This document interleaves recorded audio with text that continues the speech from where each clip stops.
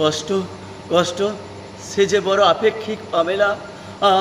আমার জীবনের কষ্টগুলো না কেউ কখনো কোনোদিন জানতে চায়নি পামেলা।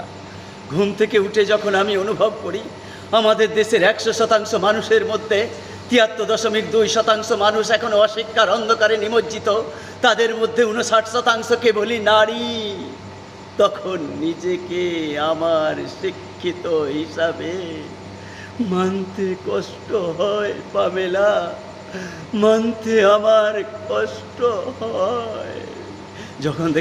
যখন দেখি আমি আমাদের দেশের বহু মানুষ মহামারীর কবলে পড়ে কর্মহীন হয়ে অর্থহীন হয়ে তাদের সন্তানদের ক্ষুধা জ্বালা অন্তর্বেদী কান্না নিবারণের আশায় মানুষের দরজায় দরজায় গিয়ে ভিক্ষে চেয়ে বলে, আমাকে একটু অর্থ সাহায্য করবেন, আমাকে একটু অর্থ সাহায্য করবেন। আমি না আমার সন্তানদের দুদিন কিছু খেতে দিতে পারিনি, তখন নিজের খাবারের থালায় মাছ মাংস দেখে আমার কষ্ট হয় পামেলা, আমার কষ্ট হয়, আমার কষ্ট হয় পামেলা,